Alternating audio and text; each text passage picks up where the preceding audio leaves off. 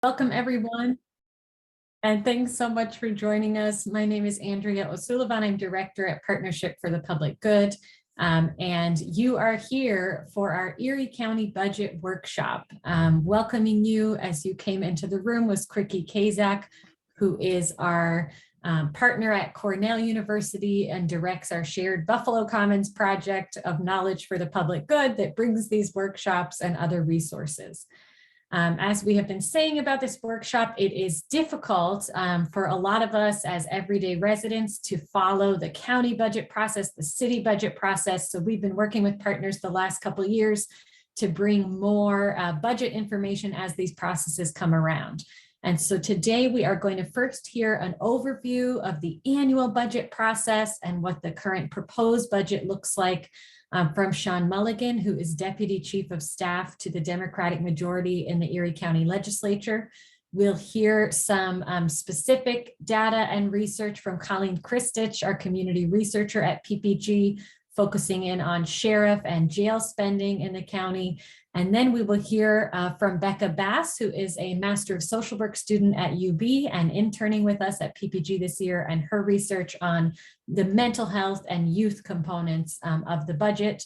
We are recording the workshop, so we want to let you know. We encourage you to come on camera. We encourage you to ask questions. You will be recorded doing that. You're also welcome to put questions in the chat throughout. And Kriki, anything that I have missed as we open this workshop? No, wonderful. So we are going to turn it right over to Sean to give us the budget overview. And again, feel free to put questions in the chat. We'll take a minute when he has finished this overview to take questions directly related to that. And then we'll have plenty of time for a lot of discussion together at the end as well. So Sean, take it away.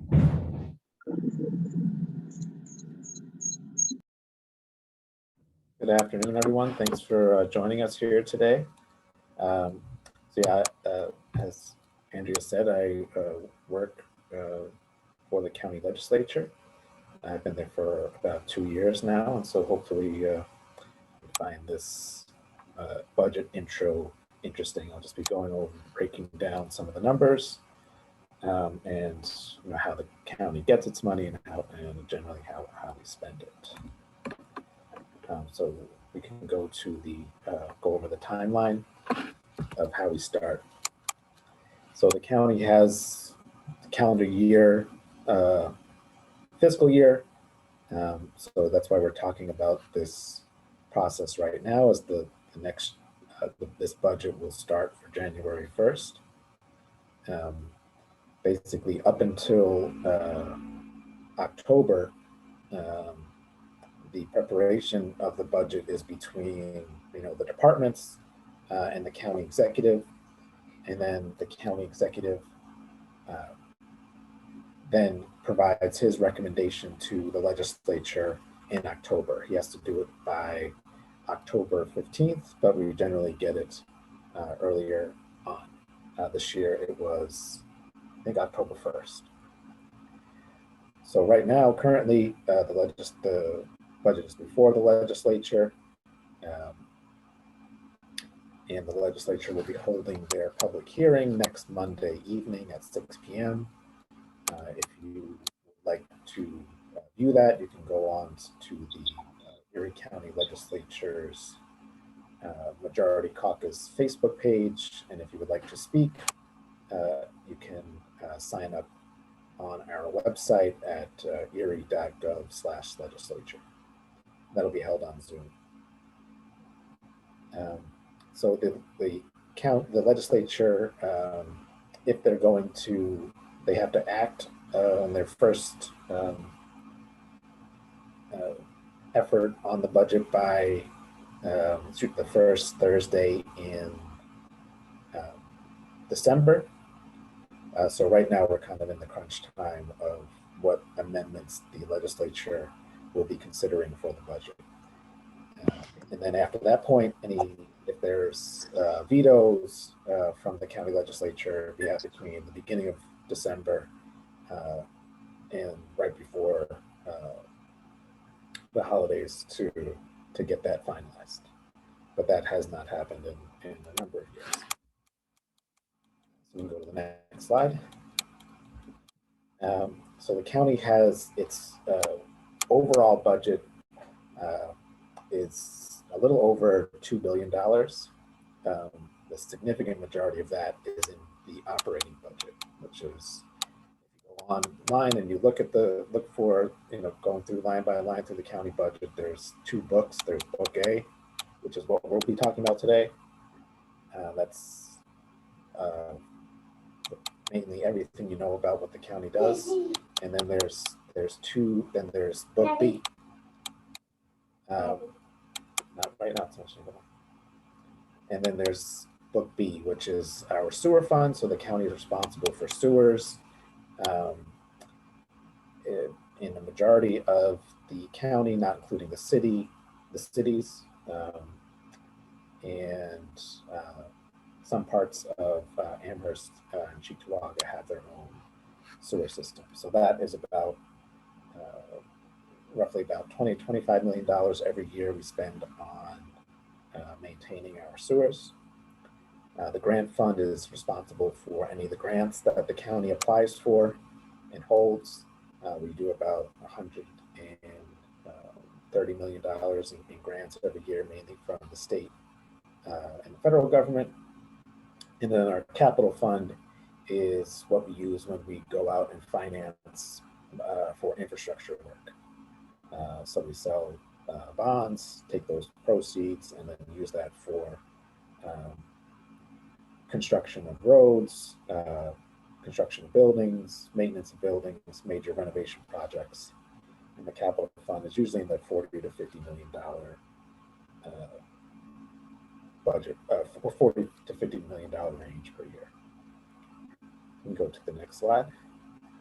So that operating budget, which I said is the majority of the county's budget, within itself has a number of different funds. So of the $2.1 billion that the county spends, as you see, of that is in the operating budget. And then of that 1.8 billion, 1.6, almost 1.7 billion is in the general fund, which is what we will get into today. The other funds you can see are much, much smaller. They have very, very particular specific purposes. The operating debt service is, as I just mentioned, we talked about the capital fund, which we borrow money for. So that's where we hold our money to pay off that debt and interest. The road repair fund, this is required by state law that money used for the maintenance of roads, construction of roads, snow removal is held in a separate fund. So that's about that $46 million that the county spends on roads every year. I'm sure everybody's familiar with the library. The library is mainly funded by the county. And the library system is a part of county government. So they get a percentage of property tax, they get a percentage of sales tax, and that money is set aside obviously just for the library's use. The utility fund is how the county pays its heating and electric bills, and then it also opens up the ability for other municipalities, mainly some of the smaller towns and villages, to participate in that, so that they can take advantage of paying for their utilities at the same rate that the county uses.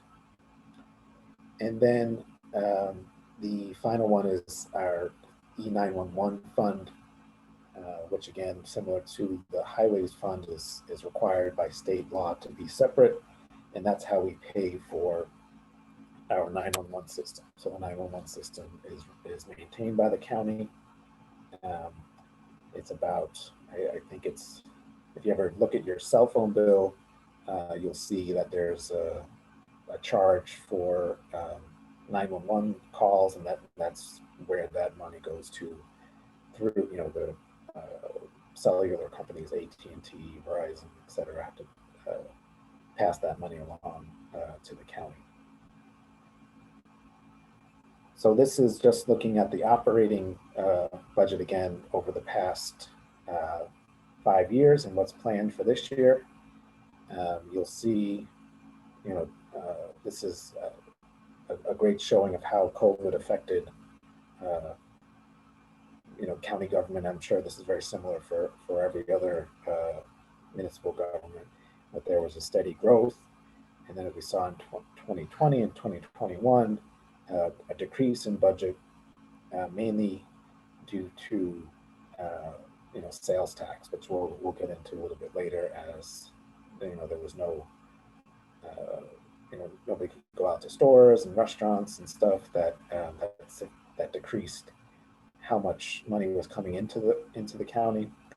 And then as a result, we had to, prior to getting all the federal assistance, had to make some cuts. So that's why that is decreased there. And then you're seeing for the proposed for 2022, we're going back up to likely where we would have continued on that trend of increased budget for coming back from 2017, 2018, and 2019. Now we can go to the next slide. So this is a breakdown of how the county spends its money. So you'll see I'll start with the largest and work our way around clockwise. Health and Human Services is by far our largest spending category. That is basically the Department of Social Services and the Department of Health. And a majority of those services that the county provides are mandated by the state or by federal government.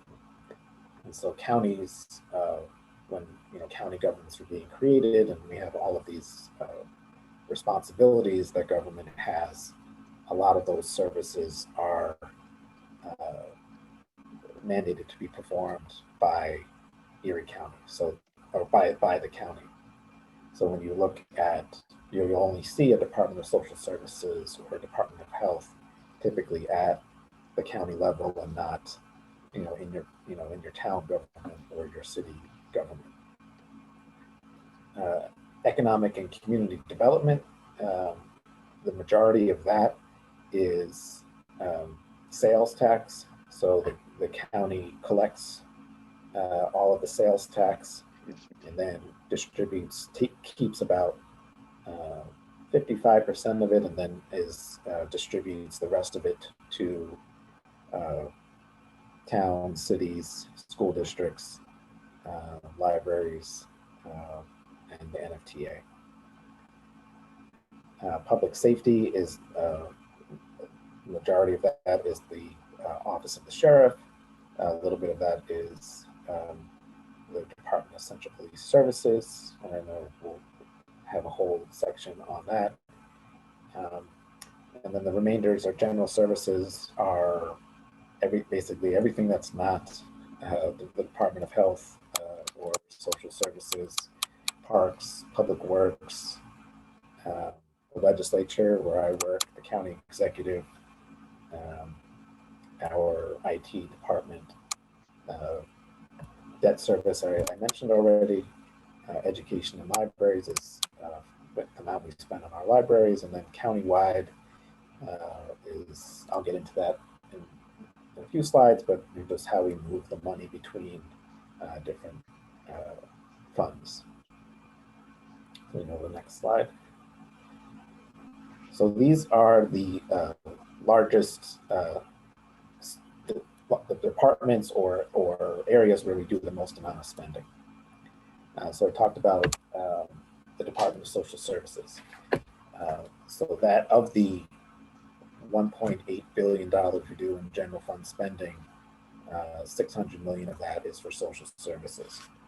That's by far our largest department in the county. There's over 1,400 employees. I'm sure most people are familiar with the work that they do.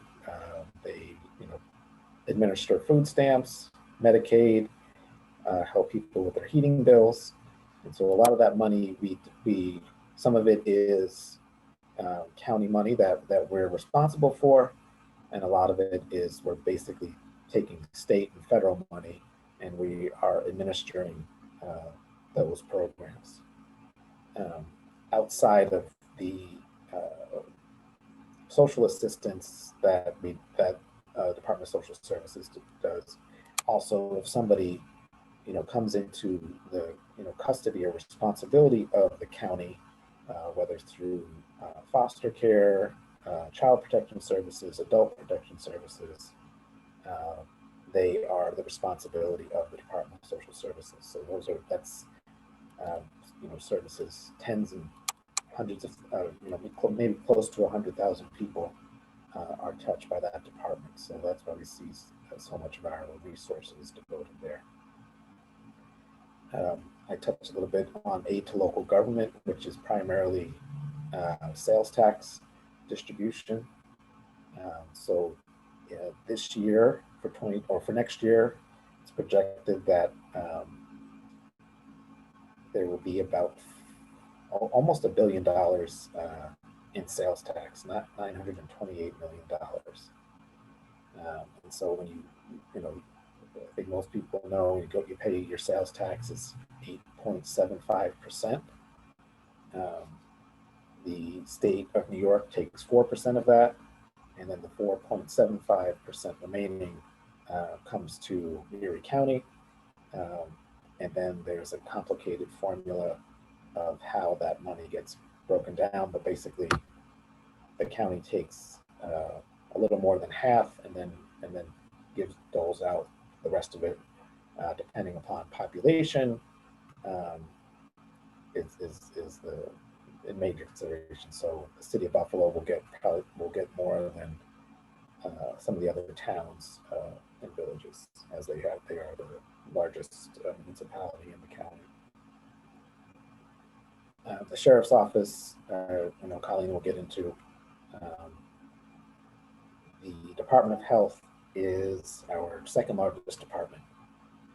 And so how they kind of touch everyday residents, they do lead testing if you suspect that if you're in an apartment and that there might be lead paint, they will come out and do that testing. For rodent control, if there's a rodent infestation on your street or a neighboring property. And then the largest cost that they have is where they devote most of their resources are to young children with developmental disabilities, which is a requirement that they are responsible for. So any child from birth to 4 years old that shows signs of developmental disabilities, there are a number of early interventions that the Department of Health provides, and they see, I think, close to 10,000 kids every year. So it takes a considerable amount of resources to get through there. Our countywide interfund accounts. So this is really moving money around between all of these different funds that we've been talking about. But the two main things, so we will take money from property tax or from sales tax and move it over to some of those other funds. The two biggest ones are road repair. So put that in that specific fund I mentioned to repair roads and make sure filling potholes, removing snow, plowing roads, and then also the other highest one is we use that money to pay off the debt from borrowing money to do major capital projects. And so we can go to, I think that's the last slide for me. So if anybody had any questions before we move on to the next one, I'd be happy to. Yeah, thank you, Sean. We had a question from Steve Hart, our partner who's on, and certainly, Steve, feel free to add to this. but asking about the hearing process. Are there by department hearings with the relevant committee in addition to the general public hearing? And Steve was noting that that's how it tends to work in the state budget process. There are, yes. So that happened this past week. Each of the departments came before the legislature. In most cases, I think the purpose is for the departments to be there and state whether what they've been budgeted by the county executive is sufficient for them to operate for the next year. But it generally turns into the legislature asking questions and questioning departments as to any questionable spending they may have budgeted. So that happens in between. It usually happens around this time in November, and those are public meetings that are open to members from the public coming in and observing. And then, well, Steve, go ahead. Yeah, a question about the public can't speak at those meetings. Not just by default, but there's no strict prohibition on it either. But you likely would be directed to the public hearing before the legislature.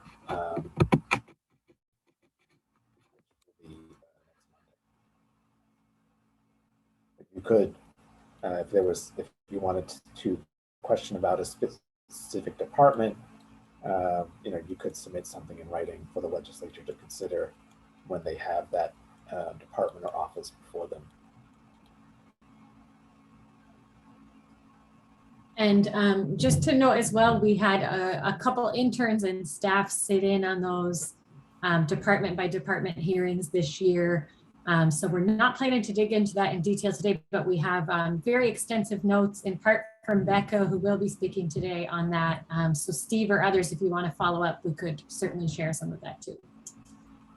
Miles Carter, who was on, asked to look at the DA budget, noting that it's high along with their key performance indicators, questions around that. I think, Miles, will keep that for maybe after Colleen's section that looks at the sheriff and some more specifics. But feel free to weigh in when that time comes. Sean, I don't know if there's anything you want to add about the DA budget, or we can save that. Yeah, it's, I would say the DA, sheriff, controller are, those are interesting budgets because they're independently elected officials that run that, but they're still subject to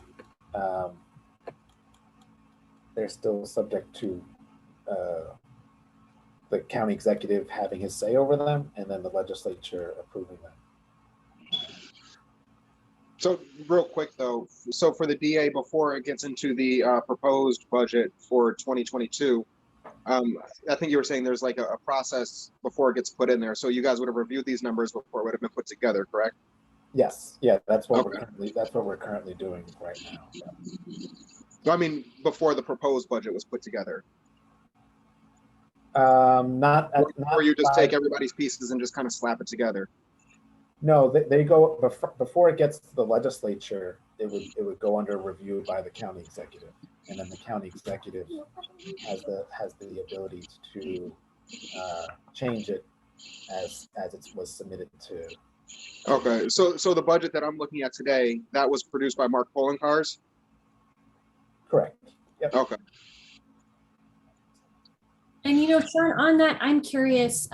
One thing we've heard at the city level, I'm not sure, I think at the county level as well, is some sense that, certain department heads are elected, right? So the sheriff's elected, the DA's elected, and is it harder, or are positions like the county executive, maybe like the mayor, I know you had a long work experience in common council as well. Is it harder for them to make significant changes in the department budgets when that person is independently elected?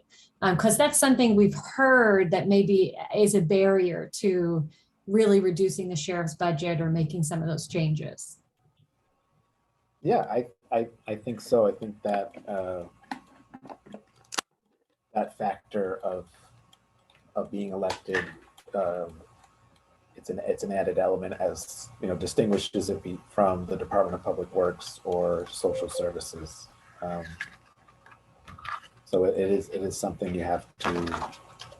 It's not to say they just take what was submitted and then they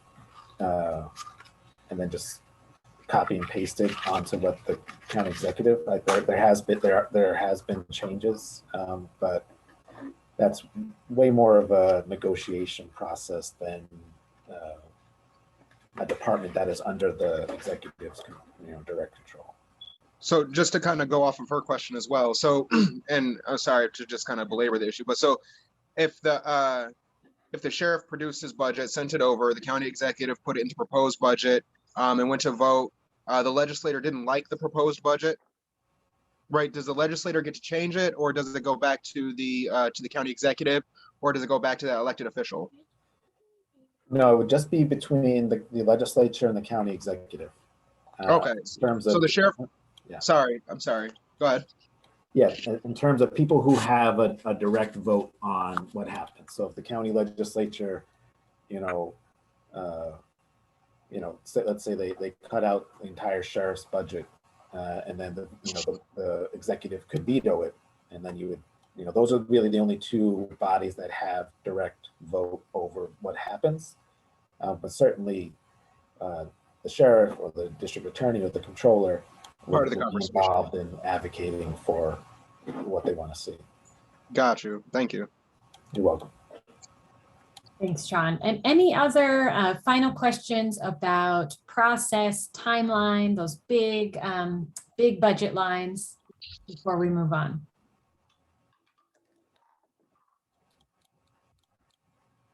And Steve Hart had a comment in the chat just that, it sounds like the budget process is pretty invisible to the public until very late, when it's hard to make significant changes. And I think if we look at that timeline, there is a mid-year hearing, even as Partnership for the Public Good, we're a small organization, but we've got, 6 people on staff. It's hard to track this process throughout the year with all of other advocacy priorities. So I think collectively, that's something to think about as community groups and nonprofits interested in this.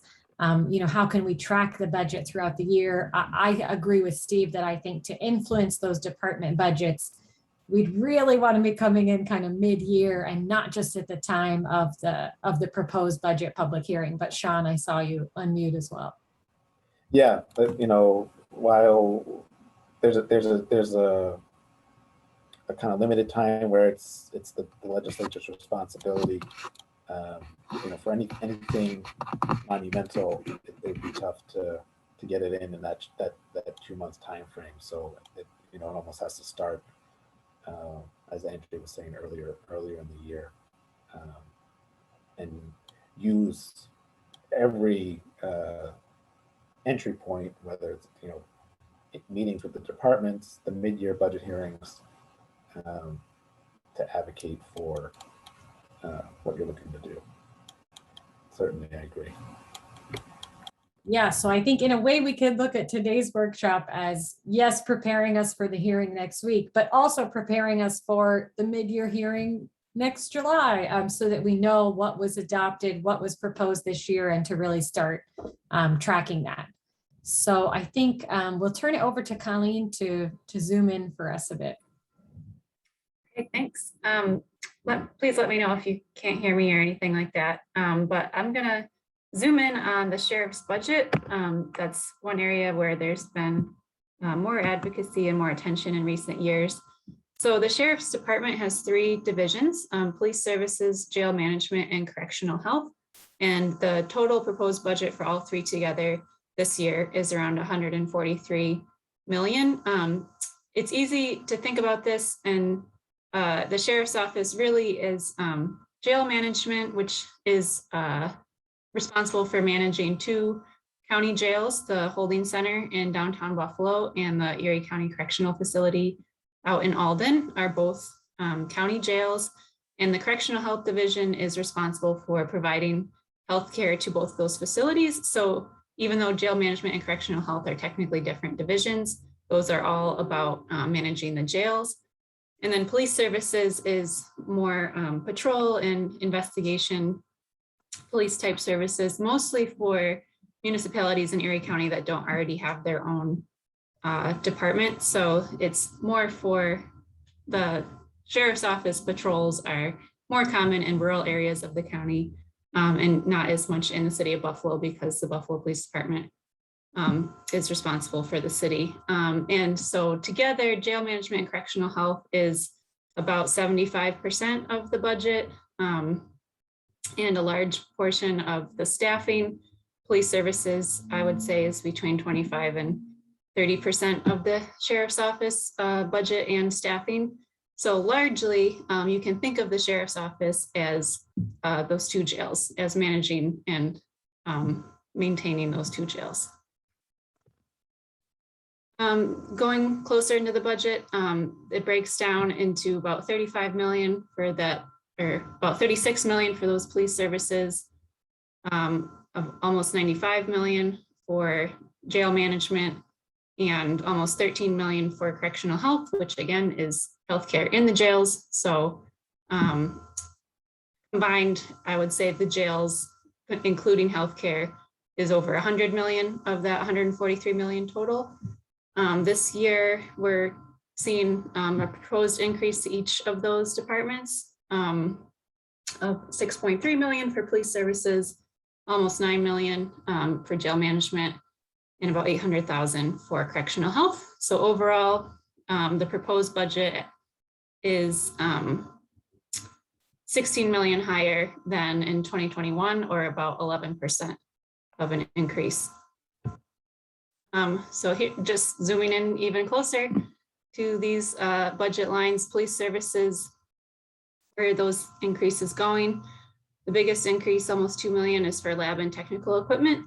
It sounds like from what we heard at the budget hearing, the department budget hearing on Monday, that's to upgrade some radio equipment. Not a lot of detail available on that, but that's to improve communications in the department.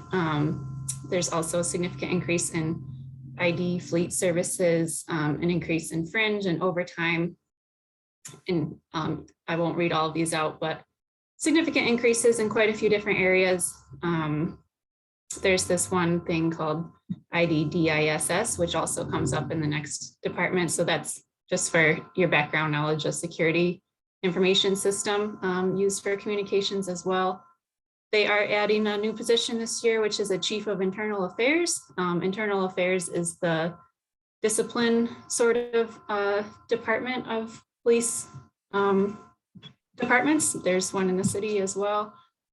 So that position could theoretically help increase oversight and discipline of deputies, but it'll be interesting to see what that person's actual role is, or what that would entail. There's not a lot of detail in the budget. So if people have questions about like, what is this actually going towards, besides the budget line, it's hard to get those answers unless you reach out and ask a legislator to ask the department for you. That might be a good way to get some answers. The other increase that we thought was notable, because there are other increases besides what's listed here, is 36,000 increase in training and education. That's up from 9,000 in 2021. And that was one recommendation of the police reform task force, was to do implicit bias and de-escalation training within the police services department. So there is money set aside for that this year.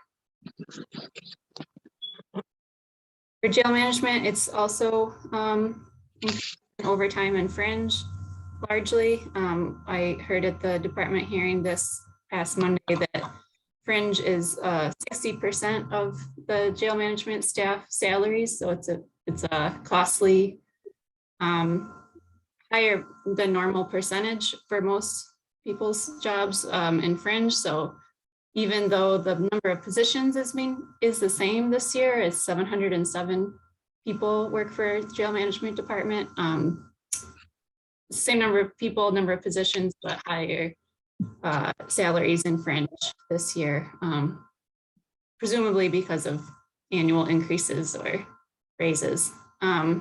Also, I'll point out that even though the number of positions is the same, there's still increases of 146,000 in clothing supplies, almost 93,000 increase in uniform allowance. So it's unclear to me why there would be increases compared to last year and things like that if there's not a significant change in the number of people working in the department. Well, all of these things add up to, yeah, almost $9 million more. The other thing I'll point out is that legislator Vinal on Monday's hearing asked questions about why so much overtime, and the department's response was just that we have to continue to have coverage. And so if someone calls in sick or goes out on medical leave or something, we have to force the staff who is already on call to stay longer. The department said that they work 16-hour shifts, and so they do sometimes do forced overtime. But that to me didn't answer the question of why it's higher than last year, why there would be more overtime this year compared to last year, especially 3.5 million higher. So still unanswered questions for this department as well. And then Fictional Health, there isn't as many increases. There's about 70 people that work for that department. It's the same as last year. No new hires or significant cuts of any kind, but looking like just sort of run-of-the-mill increases in Fringe and salaries there as well. I wanted to briefly touch on the impact of some state laws that were passed in 2021. One is the Humane Alternatives, the Long-Term Solitary Confinement Bill, which limits the use of solitary confinement in jails and prisons in New York State.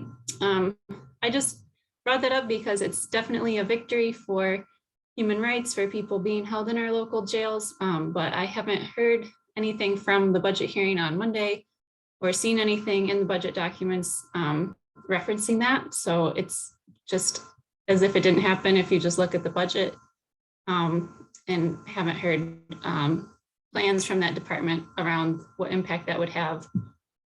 The Less is More bill is ending incarceration for technical parole violations. So that's if someone maybe fails a drug test or loses a job or something that gets them some discipline for if they're on parole, but it's not a crime, that they shouldn't be incarcerated for that. And this law prevents people being incarcerated for those technical violations. But it was interesting, in the budget this year, there was projected to be an even higher number of primary and secondary parole violators being held in jails. So either they don't know about that law, or they didn't reference it when they're writing the budget, or they don't plan on following the law. I don't know what the answer is, but that law will lower the jail population by lowering the number of people being held on parole violations, and that wasn't taken into account in the proposed budget documents. And finally, the last one is medication-assisted treatment, which again is a victory for people being held in jails. This law mandates that every jail in New York State provides medication for people with opioid use disorder. So if you are receiving some sort of medication to manage that outside of jail and you're incarcerated, they have to continue to provide that medication to you, which wasn't the case up until this year. Again, I haven't seen any specific recommendations or allocations for that in the budget documents this year. Kathy Hochul did make an announcement that the state would be providing some funds for implementing MAT, but that's not reflected in the proposed county budget. So those are all the facts here around what's actually in the budget for the sheriff's office. But if you look outside of the budget, there's a lot of realities facing the county that don't seem to be taken into account. One is that the jails are half full. So last year they were less than half full.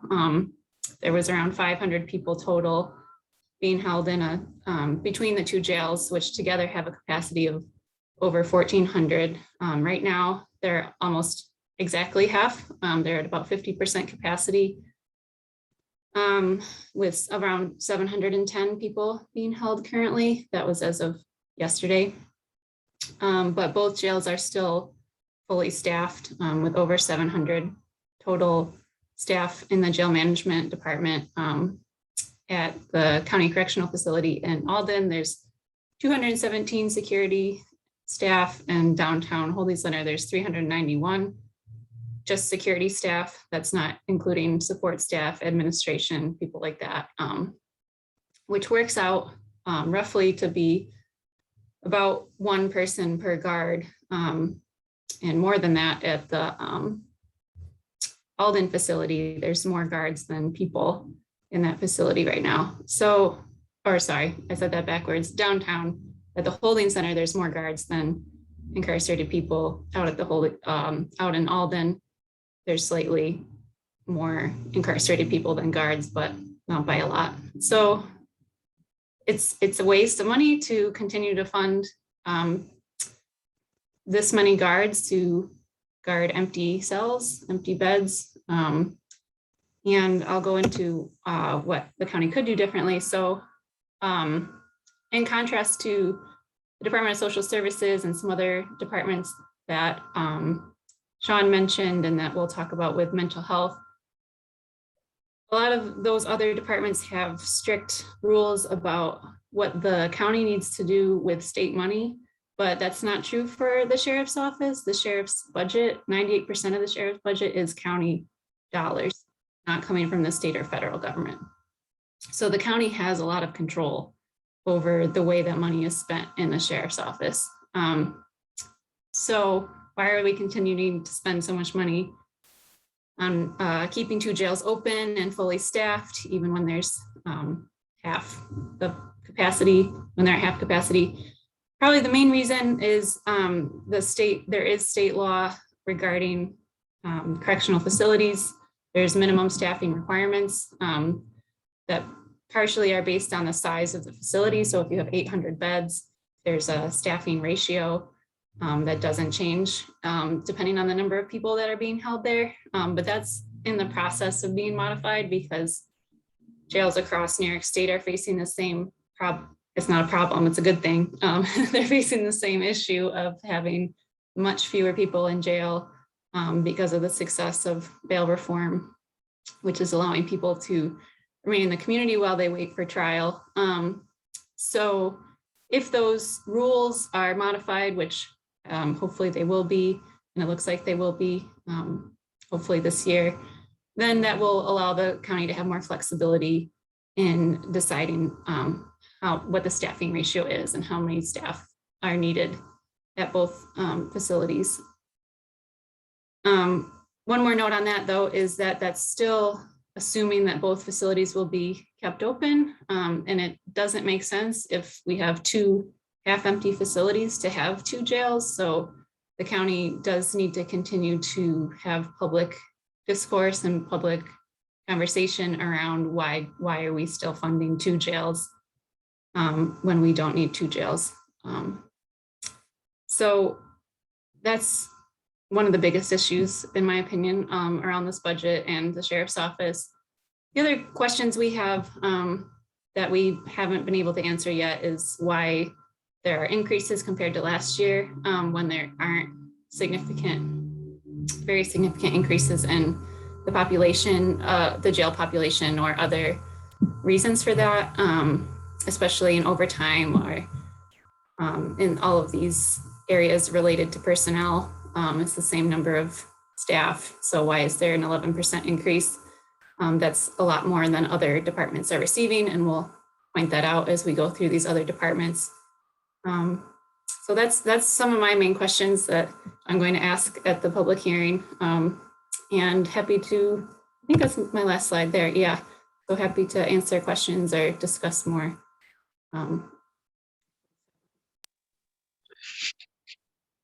Hey, Colleen, real quick, do you know where, you said 98% of the funding for the sheriff's department is coming from county funds? Do you know what type of county funds? Is that coming from real estate taxes, or what is it? If Sean's still on, yeah. So my understanding is it's just coming from this The general fund? 110, yeah, which is like a general fund, which is mostly sales tax, property taxes that the county gets, puts it all in a pot and then distributes it to different departments. I think it's important to highlight as well that the increase in the sheriff's budget is larger than the entire youth services budget. And one of the things that, you know, or one of the contributing factors, right, to crime, quote unquote, is the fact that youth are quite often neglected, specifically in impoverished areas. So, you know, I would like to see some of that $16.6 million. Since we're not going to fix the hot water tank at the holding center, I'd like to see that money spent on actually, you know, youth services and increasing the amount of resources that are available for youth services, right? And thinking along those lines, since we have such, you know, progressive Democrats sitting in our legislature. And then also, you know, the hot water tank at the, or I'm sorry, the hot water boiler at the Erie County Holding Center. I believe they have 2 of them. One of them has been down now for 2 years. So there's been several units that have not had hot water for about 2 years. And one of those units is the one where they house the Americans with disabilities. They said, you know, I reached out to jail management. They said that their workaround was transporting those inmates to other areas of the jail that had hot water. But I got a letter from 9 individuals in the jail, signed by all of them, stating that they have not been receiving hot water or any type of workaround to receive hot water.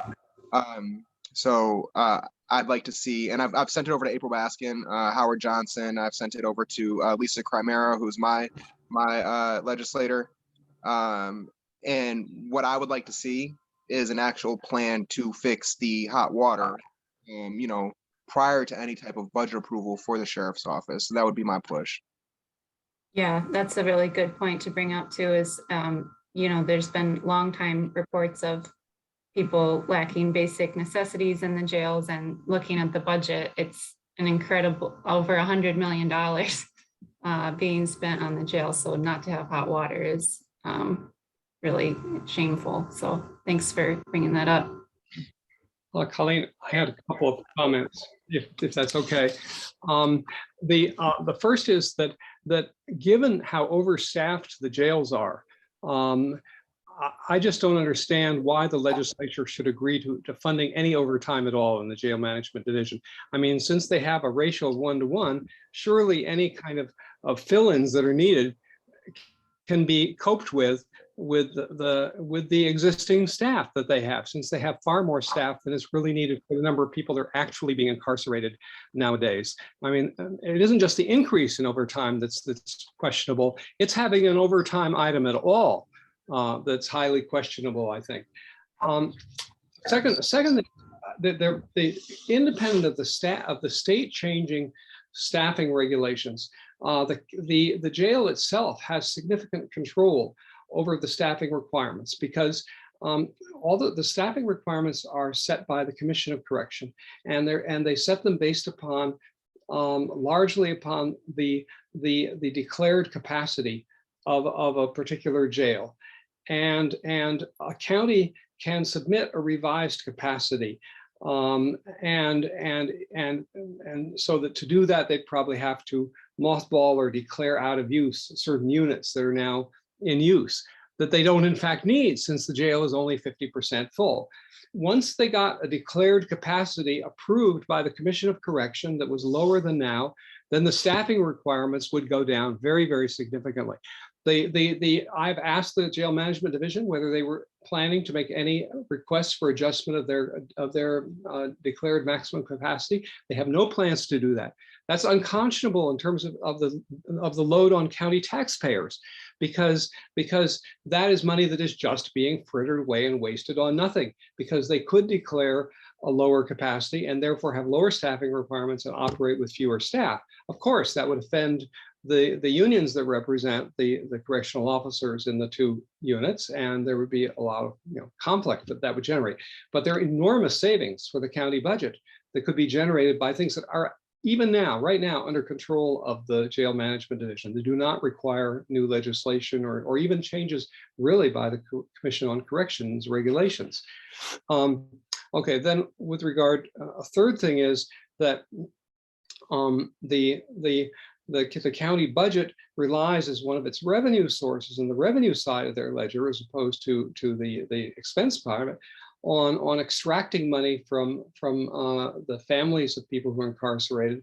This year they're projecting about, I think it was about 300,000 in that, but it's been much higher in the past. In past years, it's been over 700,000 from exorbitant phone charges that in return for done by a vendor who's given a contract allowing them to exorbitant phone charges, and in return for that, the vendor then returns money to the sheriff's department as a kickback, a reward for giving them this cushy contract.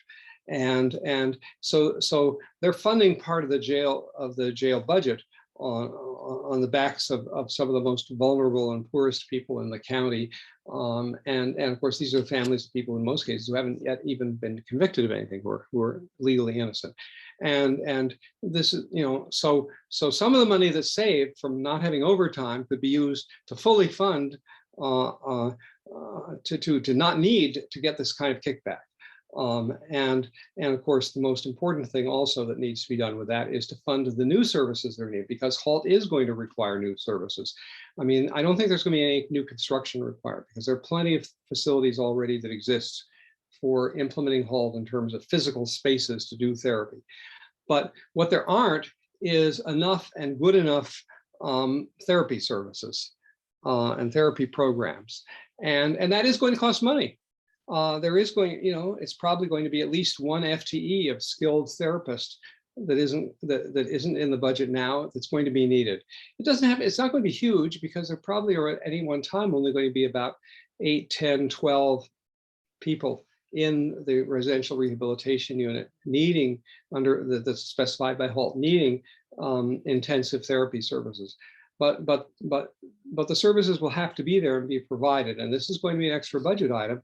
And this again is something that could be done if these unnecessary overtime costs are eliminated and so forth. So there's plenty of slack to do these things, but they have to be done. And as Donna has pointed out, there just is a lack of, in general, of programming. People in the jail are vegetate. They're bored out of their minds. They have nothing to do. I mean, it's worse even than state prisons in terms of lack of programming. Something has to be done about that. So. Yeah, totally. I 100% agree. And I think I had the same question about overtime personally, because it was like, well, they have all this extra staff, like there's way more staff than is needed. So why do you also need overtime?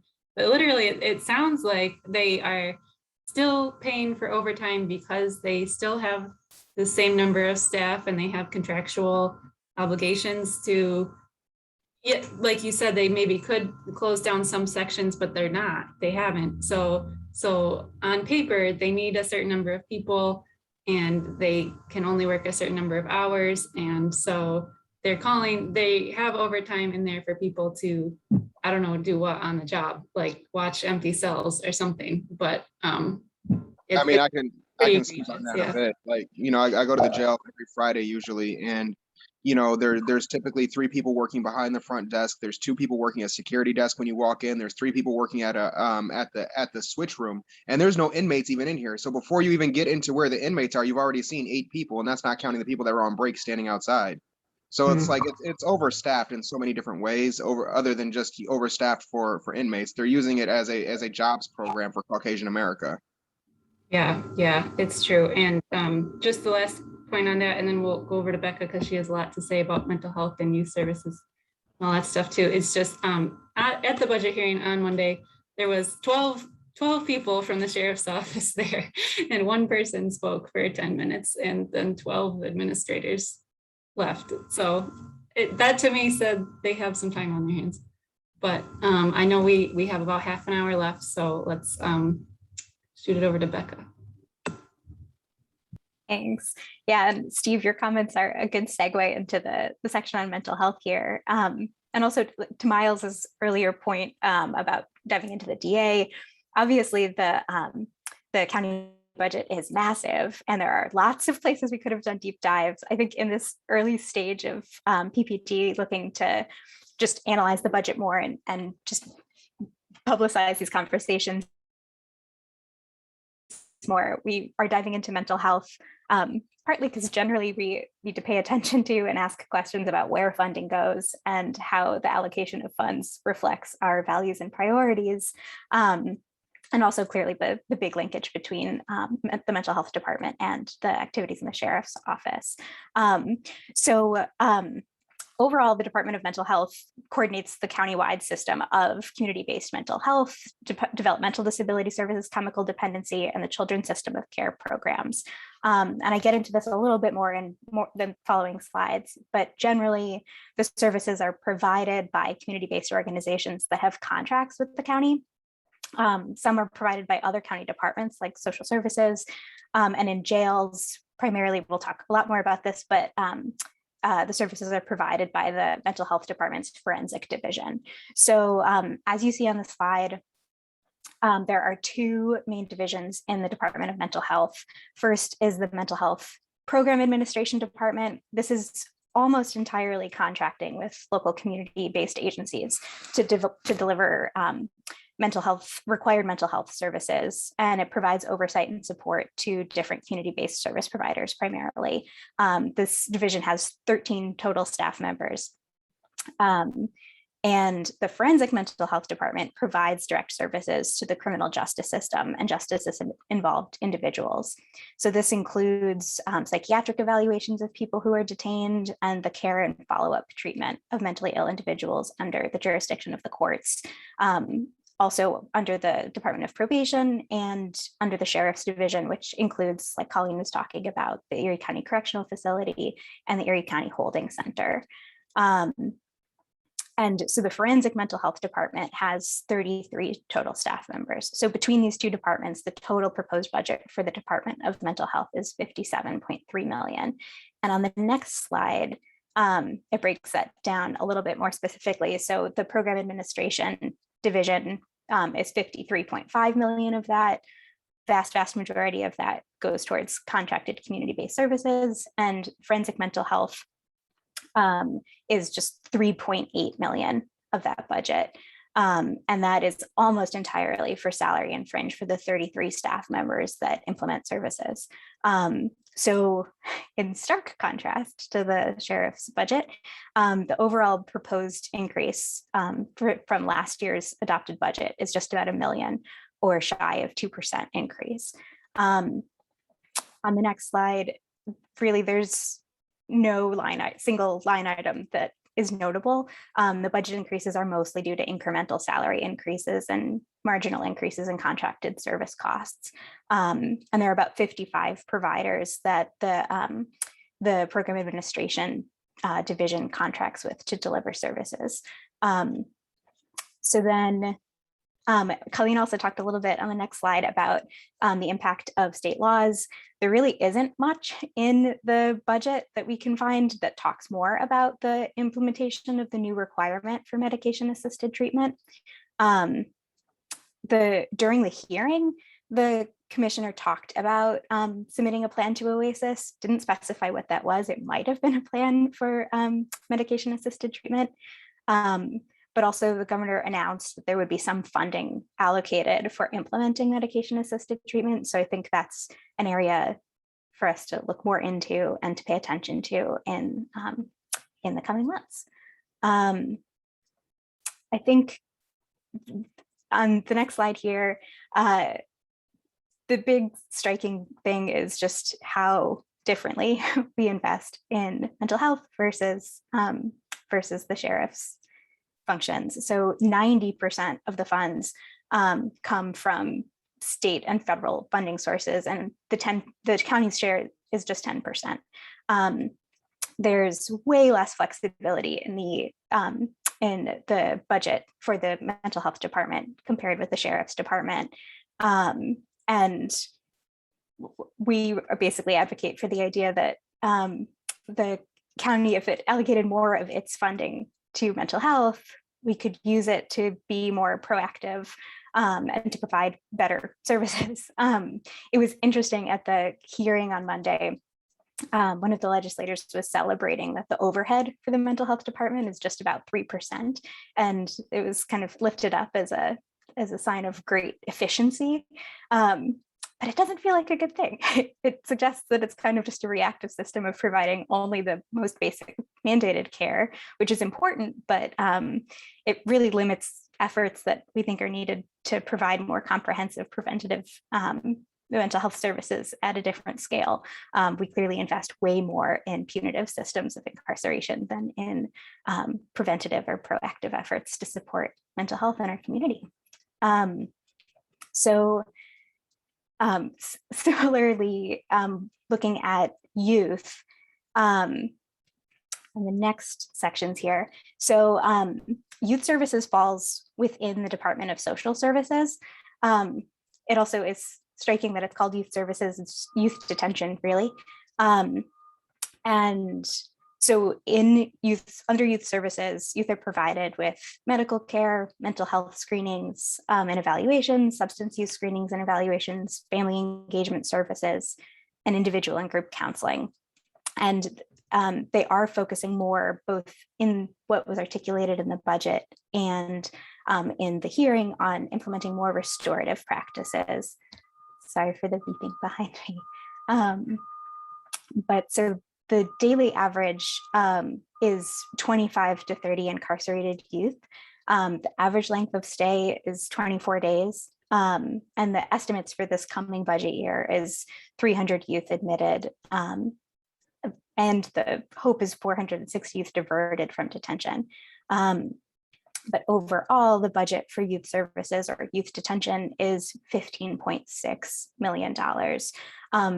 There are 130 staff members in youth services, and the majority of that $15.5 million budget is for salary and fringe for staff.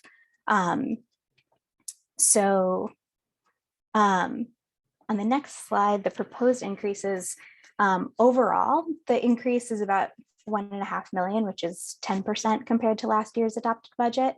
Here again, 55% of the funds are for, so Miles, Youth Bureau is preventive services, and I'll talk about that one next. And part of the point we'll make there too is that there's a vast difference in level of investment between youth detention and Youth Bureau preventative services. In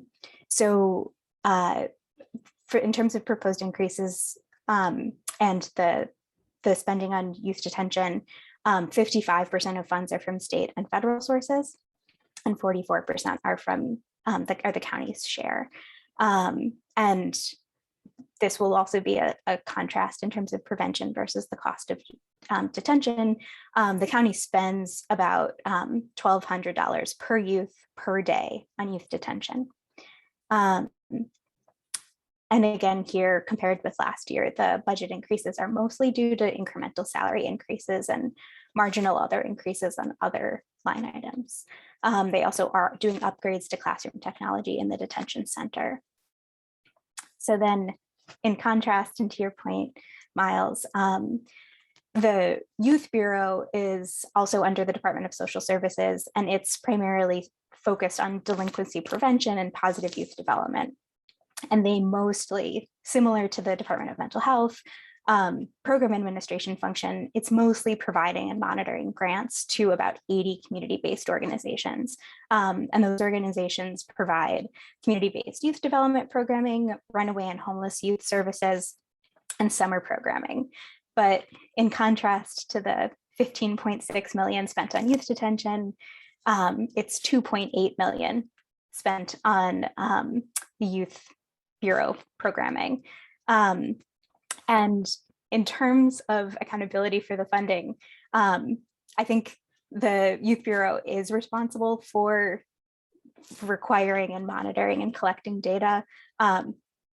I don't know the extent to which that meaningfully leads to anything, and I don't think that that's particularly public or transparent, but that is a function of the department.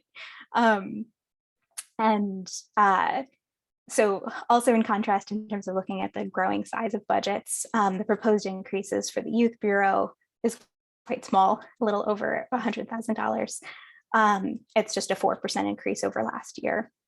67% of the funds are from state and federal sources, and 33% are county funds. There's only 4 staff positions in the Youth Bureau.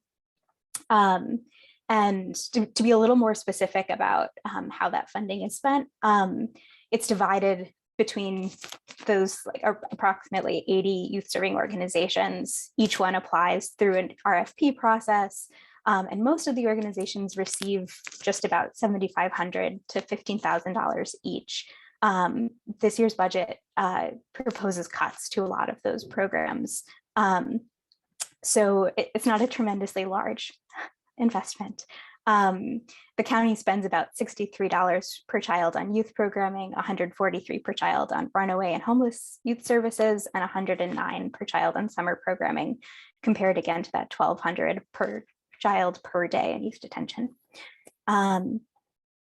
So while this is obviously a complicated picture and there are a lot of different pieces to look at in a budget and how things are spent, Erie County is spending about 5.6 times more on incarcerating youth than on youth programming. So that's about 16 million versus about 3 million.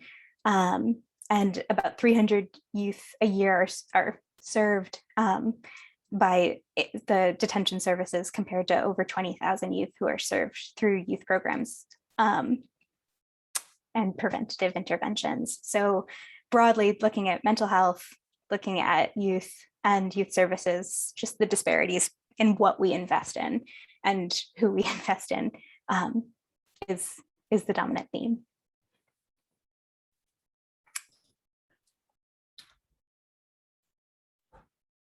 Thank you so much, Becca. And thanks all of you for sticking it out with us. I'm going to turn it to Colleen quickly to just reiterate how to speak at the public hearing. Of course, we have partners on here like ourselves that are very concerned with justice in the jails, with parole, with release.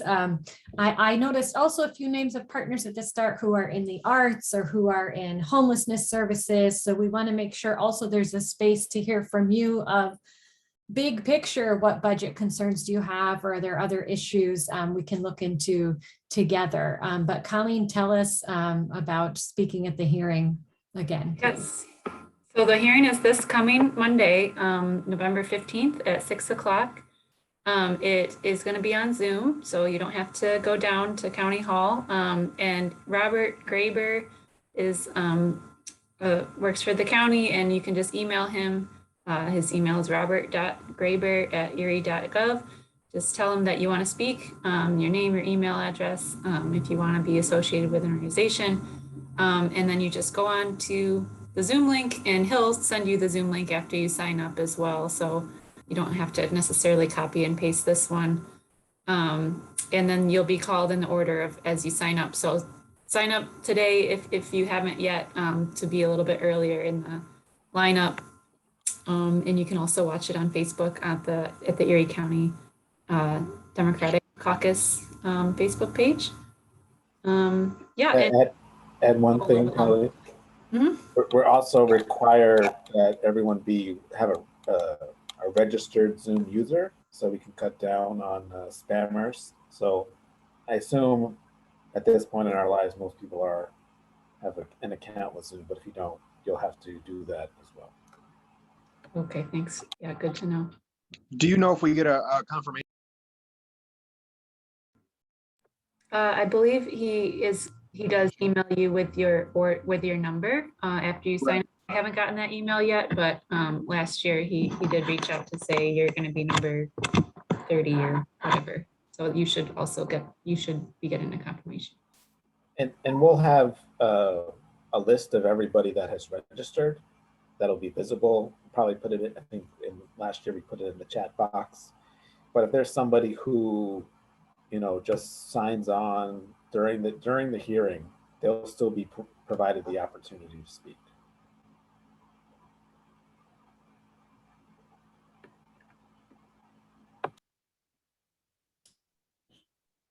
Great, thank you.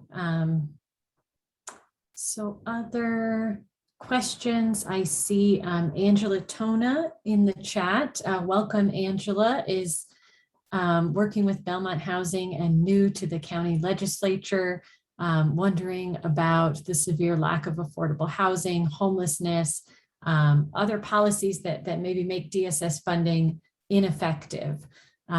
Feel free to unmute Angela and tell us more. We also certainly can connect with the folks on our team who are focused on housing exclusively and working with networks of housing partners too. I'm sure you know some of them as well. But speakers today, any comments on housing in general, the need for more housing services? I know Kexen Ma from the Homeless Alliance is on with us as well. Or also, you know, what could make DSS funding more effective? Maybe I think, Colleen, that's something you've thought a bit about too. Well, that was, I'm glad you brought that up, Andrea, because that was something that Becca and I were talking about as we were looking at these numbers is, okay, in a great case scenario, the legislature says we're gonna divert $10 million from the jail budget to mental health or social programming in some way. What would the community want to see that go towards? And I've heard folks, you know, really lift up permanent supportive housing, how much of a lack there is, and how much of an evidence base there is for preventing, you know, repeated incarceration in particular. So there might be some direct connection between, you know, removing it from incarceration and putting it into something like supported housing. But I'd really like to hear, you know, Angela, Kexen, anybody else or anybody's thoughts on, you know, what are we already doing or what is the county doing that they should be funding more? I think the youth bureau one is also a great one to divert more funding towards because of those programs being so effective. But yeah, just what do we want to see funded more so? Not just what don't we want to keep on funding that we don't like. I know neighborhood legal services have been advocating for raising the temporary assistance for people who are on PA. I know the county have some concern about how it will impact their budget. So I would definitely support dedicate a portion of the fund to support this effort in raising temporary assistance. This will help affordability for housing. Another thing would be youth services. We are, yeah, it's definitely not enough. I don't even know where to begin. We've been talking a lot about how can we do host home, but not in a traditional host home concept, just paying some sort of stipend for family that could maintain the use into a family setting. I don't know if there's fund already dedicated to do that, and would like to see increase on that as well.